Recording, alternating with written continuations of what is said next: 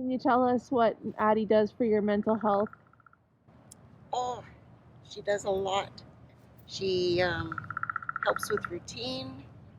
She's very loving, very comforting. Um, she always seems to know when to come around. She likes to hold hands. Oh, Yeah, she's a good girl. She's great for exercise. Like we take her for walks. Um, so she's good for mental health, physical health. Uh, Somebody to chat with. Non-judgmental, warm body. She likes to snuggle at nighttime. mm-hmm. Yeah, she's a treasure for us for sure.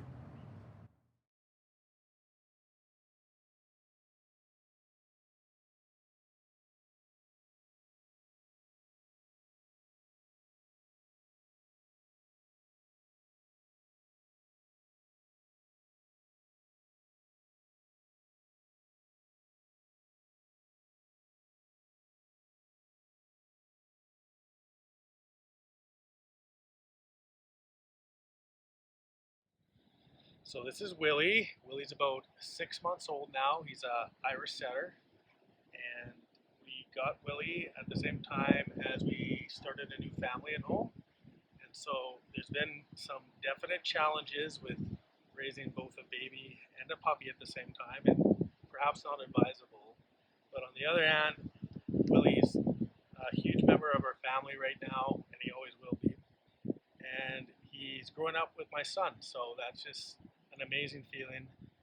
And Willie does so many things around the house to help with our mental health. He gets us outside. Hey, easy, buddy. He's very interested and curious of all things in the world, so he keeps things interesting. Um, we get to do activities together. So one thing Willie likes to do is find things. Right now he's looking at ants, but Willie, what's this? What's this here? He loves his retrieving dummies. So this is one thing that he can play with, and it's an activity that we can do together outside. Yep. That keeps us energized and a bit motivated. Good boy.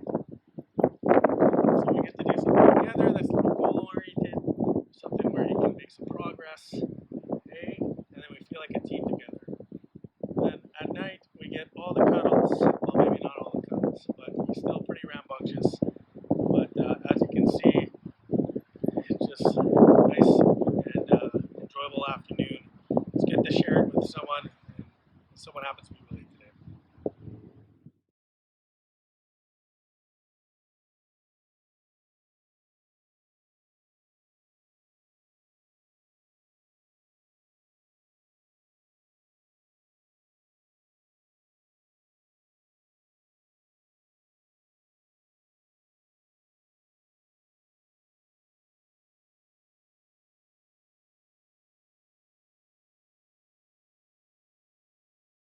Mishka is sort of in a unique situation because she is shared between my mom's household and our household. So we can't have pets in our home. So Mishka lives with my mom, and we all kind of like share the benefit of her. So we really enjoy spending time with her. She's very sweet. She's very affectionate. She's very playful. She has a really, really funny personality. So she keeps us all very amused. She keeps us engaged, entertained. She's like a big bushel of love. She has a particularly strong bond with my 11-year-old, and so they get to spend a lot of time together. We did get her at the beginning of, well, just before pandemic was really, like our first lockdown was announced. So we've had her since the first week of March 2020. And so she's kind of, she's been very helpful, I guess, for our families during this time, because she gives us something fun to keep our minds off of being either stuck inside or not being able to go somewhere. And so, yeah, she's been very, very good for all of our mental health collectively. And so it's really great. We get to, I mean, having to walk her and stuff, so we get to spend time outside and so we make sure we get our exercise and we get our wellness in that way too. So it's tremendously beneficial, and we love having her.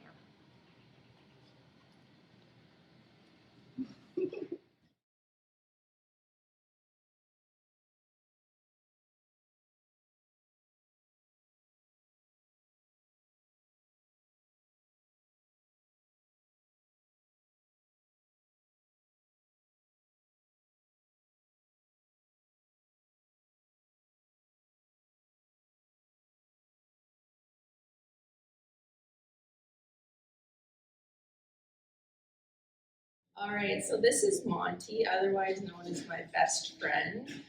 He does so much so many wonderful things for my mental health. First and foremost, he gets me outside because we usually go to the dog park every day. And when I'm at the dog park, he helps me with really connecting with other people too, because people are just crazy about their dogs and they love to talk about their dogs and comment on how cute he is. So it's a great way to make connection with other people. And same with my roommates too. We really bond over our affection for Monty and how funny he is and how silly he is and all the funny things that he does around the house. So it's really great for having that connection. Monty's also good for my self-esteem because he really likes to see me. He gets so happy when I come home from work every day. He gets so excited. And he's also good for my physical touch too, as well, because he's very cuddly and he's very soft, and he's just a wonderful companion that I love having around. So that's why I call him my best buddy.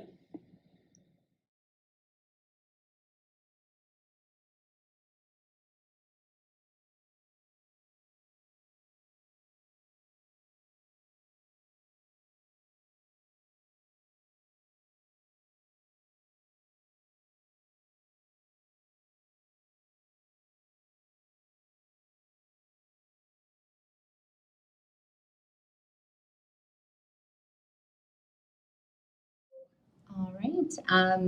My name is Patty, and this guy is my Shinobi. He's 13 years old. When I developed PTSD in 2017, things kind of went off the rails for me. I had severe agoraphobia, and I really couldn't leave my room most of the time. So, what this guy would do is, he ended up living in my bed with me, except for when, my husband or kids would like force him outside to do his business and eat his dinner. But the rest of the time, he was with me, and he was that like living, breathing life reminder for me. And honestly, like it got to the point where because I couldn't leave my room, Shinobi decided that he also couldn't leave my room. And so we ended up having family dinners in our bed. My kids and husband would also like hang out in our bed, have family dinners. And because it wasn't just humans, we ended up naming our bed the Mammal Raft. And, Shinobi really pulled me through a lot of the really dark spots. And that's kind of one of the things that, animals can do for you is just kind of in their, simplicity, in their, keeping things simple. They just remind you of what's actually important. They don't overcomplicate things and they don't ask questions. They just are present with you. So they're a really good reminder to not live in the past. And so that's what Shinobi is part of for me and what I try to remember.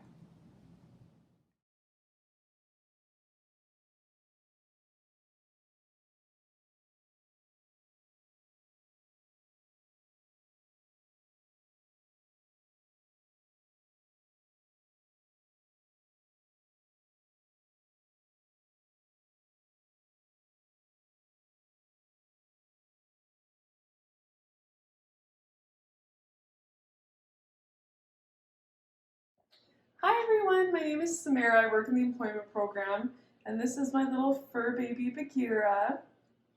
So I love pets in general, and I think they're so great for our mental health. So some ways that he brings joy to me is every morning he waits at the door and is crying till I feed him. So it motivates me to get out of bed and feed him and do some snuggles. Oh, and now he doesn't want to be in the camera. And yeah, I think pets are just great because it gives us motivation to get out of bed and take care of something. He's a great snuggle partner, and working remotely at home more, he's been a great little coworker. Don't leave yet. And yeah, I'm really thankful for him, especially during COVID when I was feeling pretty down. I got him during restrictions, so it was really nice to just have a friend and some company. So I think this is awesome. I love pets, and I love my little fur baby.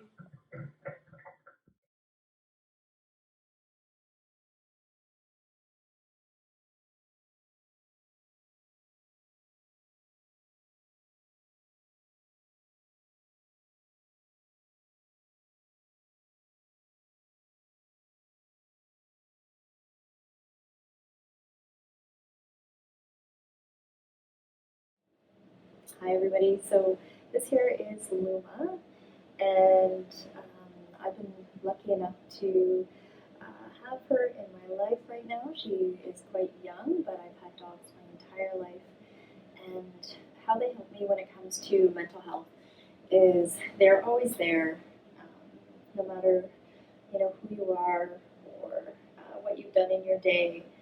They're always so excited to see you and greet you, which makes you feel absolutely wonderful.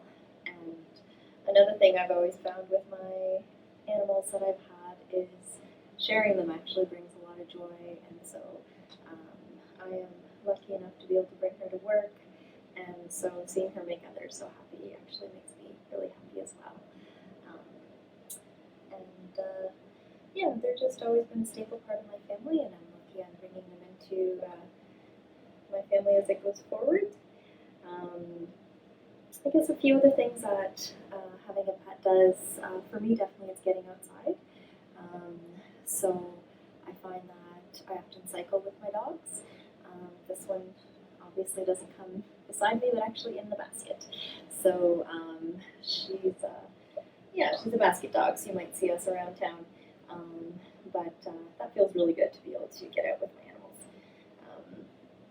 And just taking them on general walks too, which is really good for my health.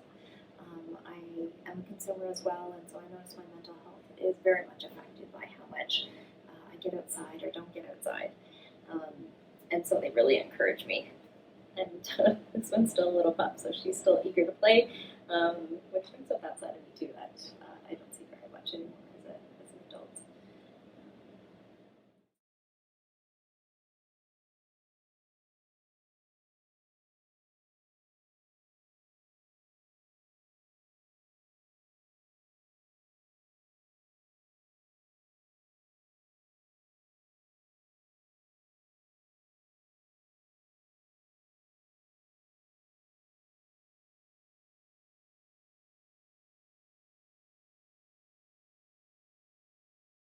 Hi everyone, this is Miss Olive, my little pandemic pet.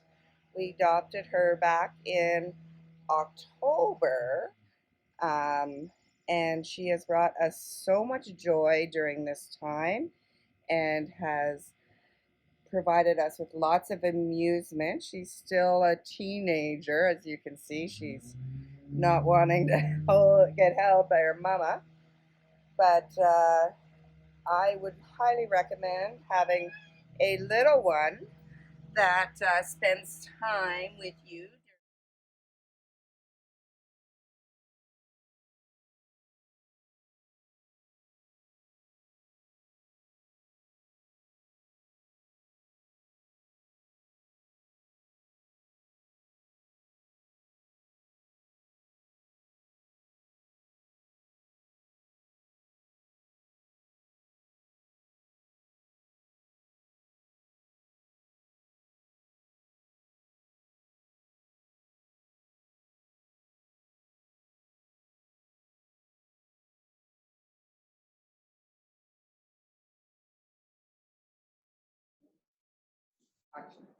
Hi there.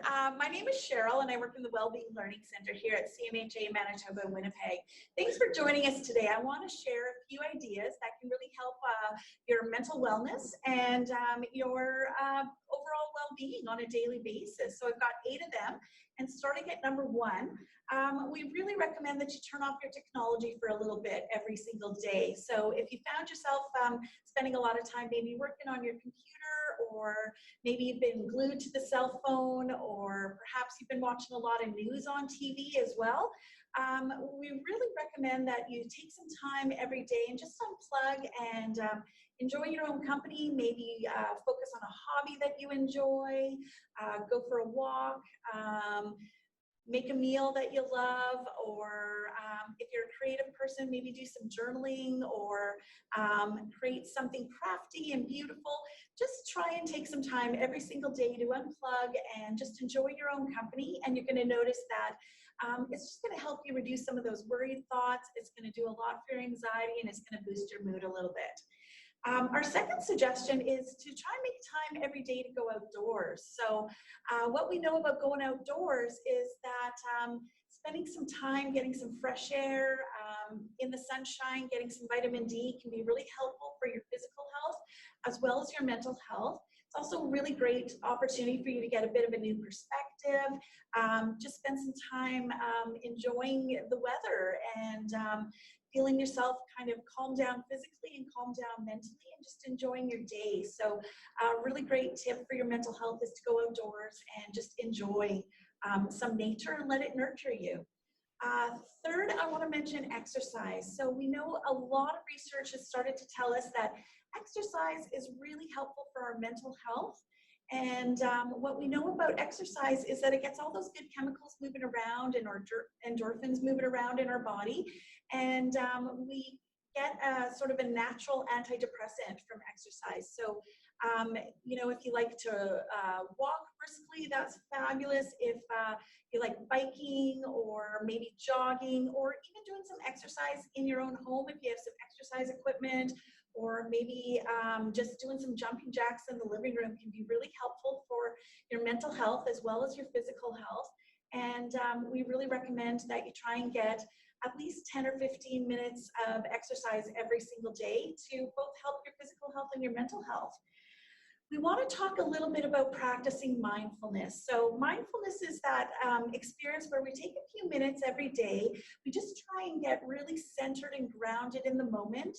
And we try and relax both our body and our mind, and try and just clear our brain of maybe some of those nagging thoughts, those worried thoughts, or those repetitive thoughts that, you know, are kind of taken away from your focus every day. So mindfulness is when we try and sweep our brain of thinking about the past and thinking about the future, and just try and enjoy the moment. And a great way to de-stress and forget about some of the world around you. So if you try and stay in the present moment, but you find yourself being pulled maybe a little bit into the back of the past or into the forward of the future, just try and gently and kindly swift your mind back over to the present moment and enjoy a little bit of a mindfulness break every day.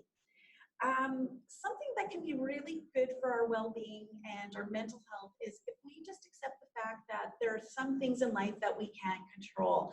So we all love to have a sense of control over our environment and over our life, but there are sometimes things that we can't control, and if we can do some acceptance around that and some acknowledgement around that, what we can find is that it's really helpful for our mental health and gives us a sense of peace. Something that we definitely can't control is other people's behavior and other people's choices, and what other people might think or feel about us or about anything in the world. And so what we find is that life can be a little bit more enjoyable if what we can do is recognize that there's some things we can control and some things we can't control, and just focus on our own emotions and actions. Something that we recommend as well is talking to others. So talking out your problems, maybe if you're struggling to make a decision, bouncing some ideas off of a person that you trust can be really helpful. Also just sharing some of the circumstances and some of the emotions you're going through can be really great for your mental health, can bring a lot of calm and peace for you. And if you feel like maybe you're not ready to confide in somebody, or maybe you're struggling to find somebody that you trust that you can talk to, try writing some things down. Journaling is also a really great way to kind of get those emotions out, sort of talk things out. When you're journaling, it's talking to yourself. But we also really recommend that you find a group of folks, 1 or 2 people in your life that you can trust and you can confide in, and you can share with them, and you can provide the same support that they provide you. Our number 7 in terms of helpful things that we can do for our mental health is sleep. And sleep has so many benefits, both for our physical health and our mental health and our well-being, that it's really important to think about developing a sleep routine and trying to make sure that you get all the hours of sleep that you need on a regular basis. And if you get busy and you lose some sleep maybe, or you fall behind on your sleep, think about a sleep debt and just catching up, maybe on the weekend, giving yourself permission to sleep in, get a little bit of extra sleep.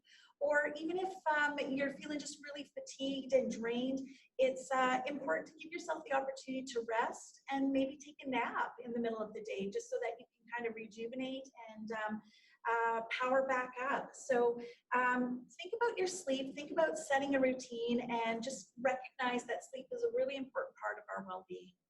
And finally, I just want to mention practicing gratitude. And so when we reflect regularly on the good things that we have in our life, the good people that support us and that share our experiences, what we know is that act of gratitude, that act of acknowledgement can help boost our mood. It can do a lot for our self-esteem, and it can do a lot for just building our confidence in life and our sense of resilience. So when we practice gratitude and we reflect daily on the things that we're grateful for and the things that we appreciate in our life, what we know is we feel a sense of increased satisfaction and joy in our day. So there you go. There's 8 suggestions that can be really helpful for your mental wellness and your mental health. We recommend that you try and incorporate all 8 of those into your daily practice of well-being. And thanks so much for joining us today. So wishing you luck on your journey of well-being, and have a great day.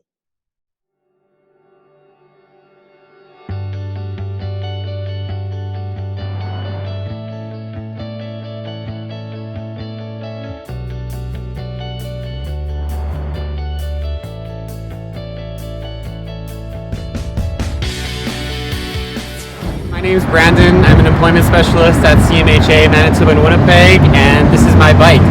This is a Da Vinci Silverstone SL2. I'm actually going to be using this for Ride Don't Hide this year, our annual fundraiser, so riding 330 kilometers up to Hecla. But I really like biking, so I used to be into motorcycles and things like that, but what I like about this is that I can bring it to the bike shop and they can tune it up for $45, so it's really cost efficient, but it also feels really good too. I love it when I'm going for long bike rides and I just feel like everything is just flowing really well. It's such a like the mental side of things, I feel better, and I get to ride this cool technology that somebody put a lot of effort into making, and I just think it's so cool how well it all works together. So there's also a lot of fun like accessories you can get with your bike. I think that's really sweet. I like tracking my distance, my heart rate, all those sorts of things to see how I'm improving. So not only is it active transportation for me, usually I bike to work in the summer when it's nice, but it's also this really neat physical component with me, and it's something that I can track, I can get data, I can see how I'm improving, plus I'm getting to work and it's not costing me anything.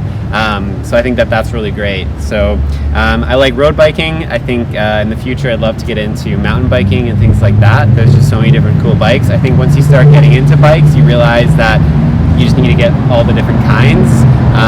So it's a bit of a money pit like that. So I guess that might wash the $45 maintenance fee that I do on my bike.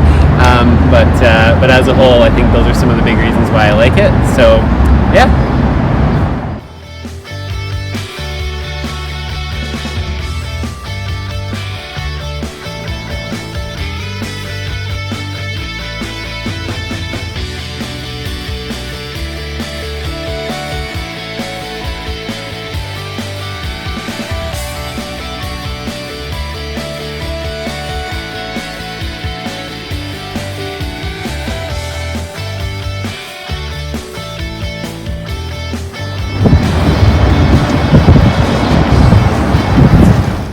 my name is Gavin Patterson.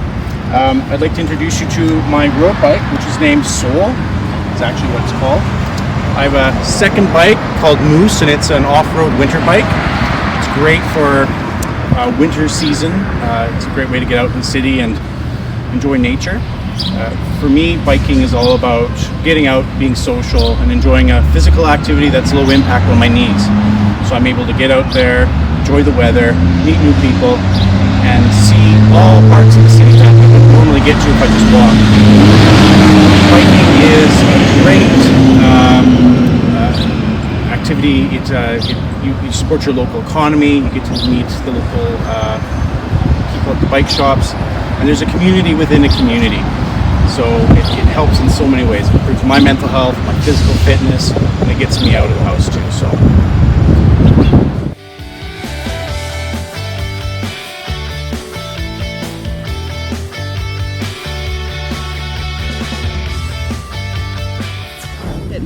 Hi, my name is Bill Burrows. I'm a manager with the Canadian Mental Health Association, and I've been asked to speak about cycling and the positive impacts on health and mental health. So I think what I'd like to start with is kind of thinking in terms of the pandemic and what's been important to me. And one of the things that I always focus on, but I know I've been putting a much greater focus on during the pandemic, is just kind of basic things that you can do for your health and mental health. So things like eating well, getting a good night's sleep, getting exercise, and keeping connected to people in my life. And the exercise part of it, that's where cycling comes in for me, because I'm an avid cyclist. I have been for years, my entire life basically.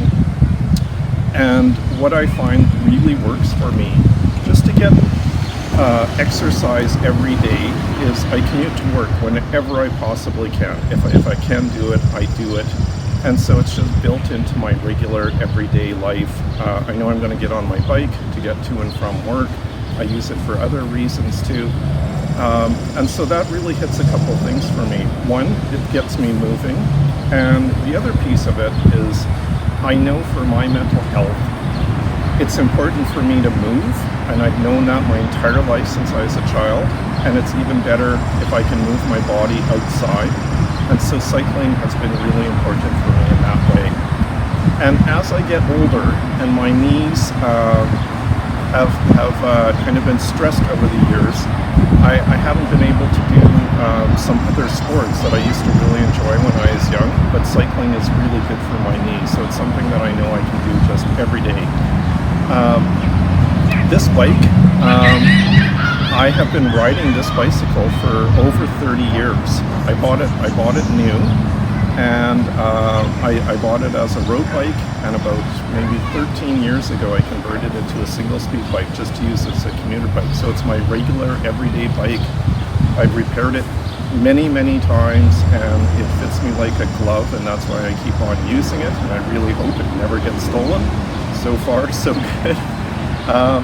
And I actually own 4 bikes. So I have this bike as my regular bike. I have a touring bike that I use as a road bike and for cycle touring. I have a winter bike that's kind of a winter beater, but I had it kind of custom adapted for Winnipeg winters. And I have a mountain bike. And the mountain bike is more of a newer bike for me, but my son was in Kids of Mud, a mountain biking skills development program for children. And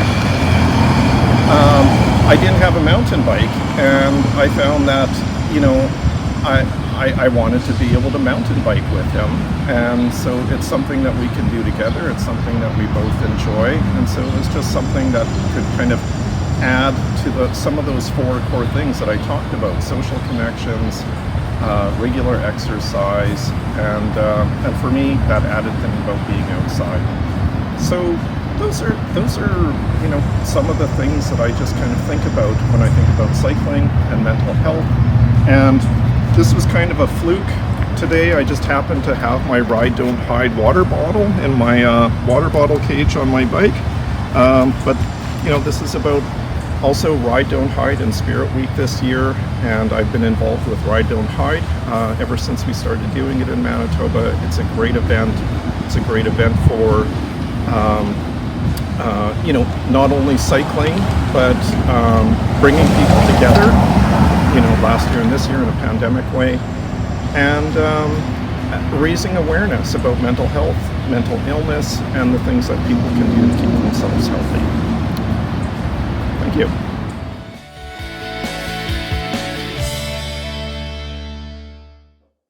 Hi there, I'm Cheryl and I work at the Wellbeing Learning Center at CMHA Manitoba Winnipeg. And I want to share an idea today called the Joy Jar. And a Joy Jar can be something that can be really helpful when you need to boost your happiness. So we all have really tough days. Sometimes we feel a little bit down and we might be looking for something to kind of bring up our mood or even just boost our happiness. So an idea that I have to share with you today is the Joy Jar. And so when you're having experiences that are really positive, you have an event that brings you a lot of joy and happiness, a great idea is to kind of write it down and put it into a jar or a glass container or any kind of container that works for you. I used a pitcher here, and just let them collect for when you need them. And so when that day comes that you're really struggling, maybe you need to boost your happiness, boost your mood a little bit, just dip into that Joy Jar and take a look at what you wrote down. Take a look at a past memory of something that gave you a lot of joy and happiness, and try and bring yourself back to that moment and those emotions, and remind yourself that things have been really good in the past for you and they'll get better in the future. And that's a way to use the Joy Jar to boost your happiness. Another way that you could use that is if you have some friends over or some family over, maybe it's a special occasion, have everybody in the room throw in a thought that's really happy, a memory to them that's really special, and pass it around the room and have everybody grab one of those papers out of the jar and share it with everyone else, and just let everybody experience the same memory, the same joy, and the same happiness together. And you'll find that your mood will improve a couple points, and that can make your day go a lot better. So I wish you luck with your Joy Jars. Hope you have fun. Take care. Thank you.